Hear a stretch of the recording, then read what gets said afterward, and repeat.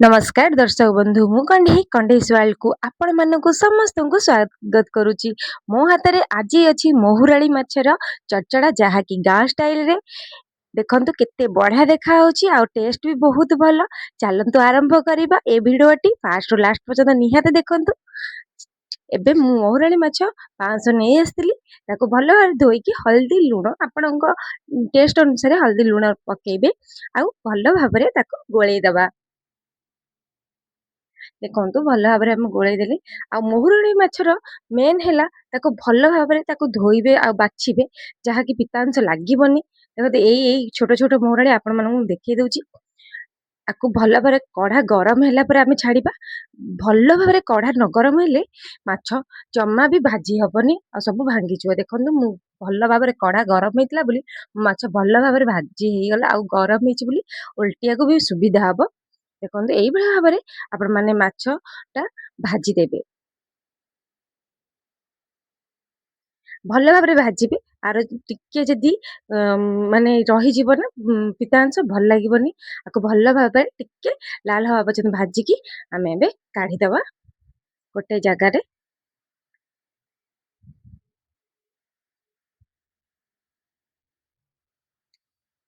एई भलिया माछ को जदि आपण माने गाँ स्टाइल रे करन ना बहुत भल लागे। आगुरु तो आमे गाँ स्टाइल रो भी माछ तरकारीटा बहुत पसंद मते। आ आपण को जदि पसंद हेते एई भिडियोटा को फास्ट रु लास्ट पर्यंत निहाती देखंतु। देखंतु एई भलिया भाबरे आमे सब माछ को भाजी दबा। तापर आमे गोटे मसला प्रस्तुत करिया जहा कि पियाज आ रसुण आ जीरा आ किछि मु नहीं जाइथिली। देख रसुण एति नहीं जाइथिबे हाफ कोला आउ गोटे पियाज एठी मु गोटे चम्मच जीरा गोटे चम्मच सोरिष पकेइकी आकु ग्राइंडिंग कर दबा। एठी मु किछि आलू नैथिली। आपनको जदि आलू न खाइ पारे स्किप करि पारे किंतु आलू नेले बहुत भल लागे।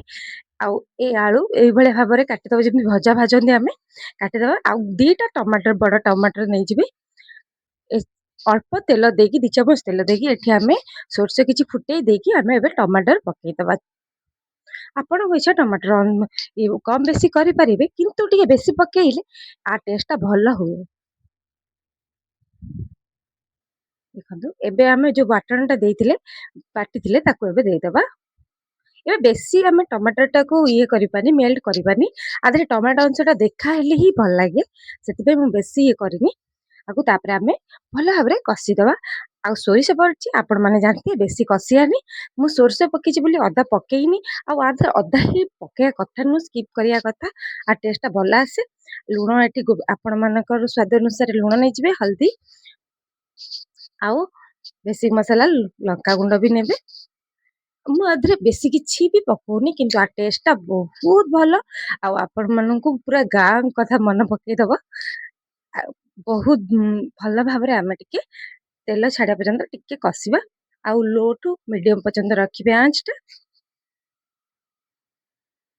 देखंतु एई भले भाबरे आमे टिके कसी दबा।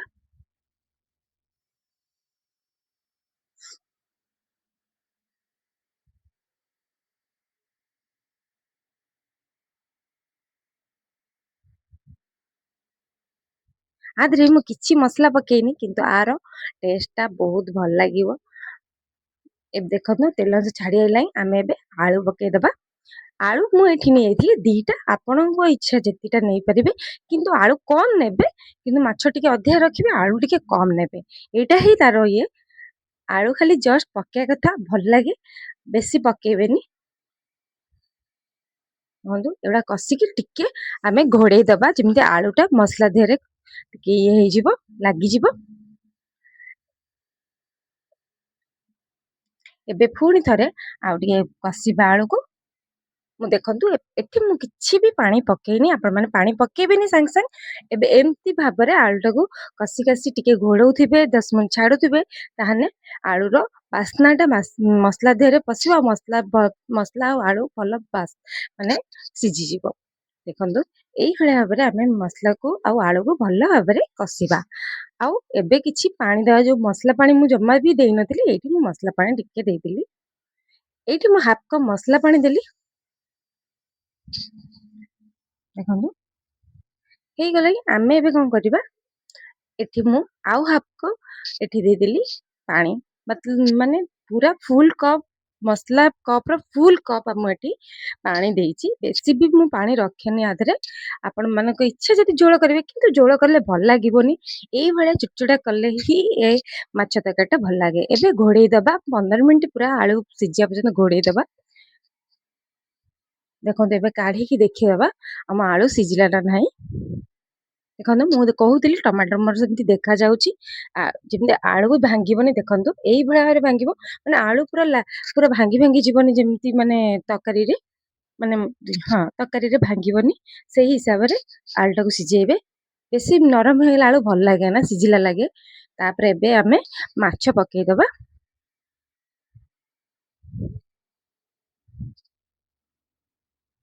ଏଇଭଳିଆ ମାଛ ଆମେ ପକେଇ ଦେଇକି ଭଲ ଭାବରେ ପକେଇ ଦେଇକି ଗୋଳେଇବା। ଆପଣଙ୍କୁ ଏଇ ଭିଡିଓଟା କେମିତି ଲାଗିଥିଲା ମତେ ନିହାତି କମେଣ୍ଟ କରି ନିହାତି ଜଣେଇବେ।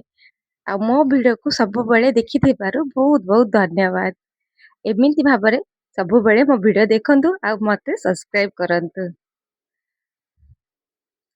ବନ୍ଧୁ ଆମେ ଏବେ ମାଛଟାକୁ ଗୋଳେଇ ଦେବା। ଦେଖନ୍ତୁ ଏଇଭଳିଆ ଭାବରେ ଦେଖନ୍ତୁ ମାଛ ଅଧିକା ଆଉ ଆଳୁ କମ।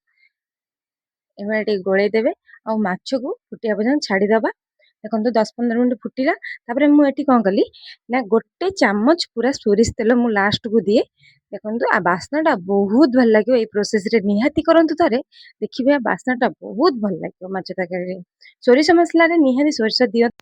ଦେଖନ୍ତୁ ପ୍ରସ୍ତୁତ ହେଇଗଲା ମହୁରାଳି ମାଛ ଚଟଚଡା। ଆଉ ଏଇ ଭିଡିଓଟା ଦେଖିଥିବାରୁ ବହୁତ ବହୁତ ଧନ୍ୟବାଦ।